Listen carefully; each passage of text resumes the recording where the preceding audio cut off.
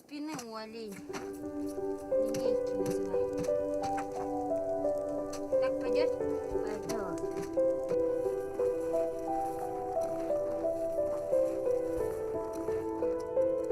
Вот туда.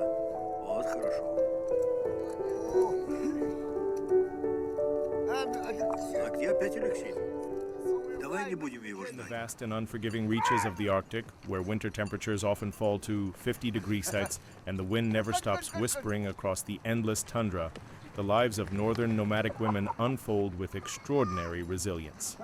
This is a realm where survival depends not only on physical endurance but on the ancestral wisdom passed down through generations, especially in clothing and personal care. The women of the Chukchi people, indigenous to the Russian Far East, offer a compelling lens into how humans adapt to such severe conditions. Their attire and hygiene routines are not only practical but deeply tied to tradition, community, and Вот, survival. пусть возьмет. Вот, бери, вот Clothing in сладкое. this environment is not just fabric layered for warmth, it is a carefully engineered survival system, honed through centuries of living in one of the planet's harshest environments. Northern nomad women begin dressing for the cold from a young age, learning from their mothers and grandmothers how to work with animal skins, sew insulating layers, and balance warmth with mobility. The cornerstone of their winter wear is reindeer.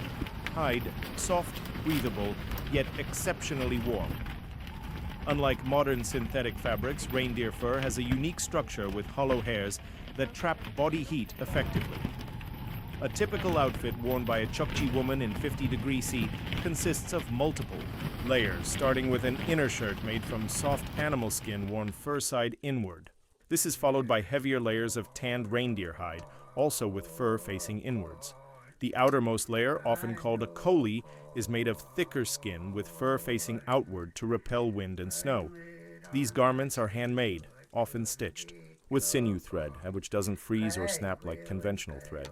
The design of the garments also reflects the need for ventilation.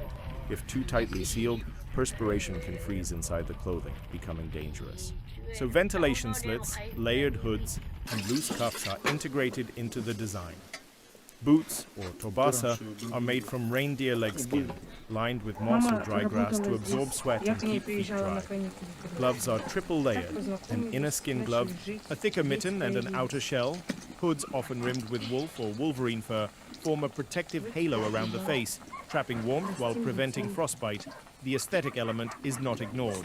Chukchi women take great pride in adorning their clothing with beadwork, embroidery, and dyed patterns using natural pigments. These designs are not merely decorative, they also carry symbolic meaning, often representing familial lineage, marital status, or spiritual protection. In a land where the concept of indoor plumbing is virtually non-existent and water freezes solid, hygiene takes on an entirely different meaning.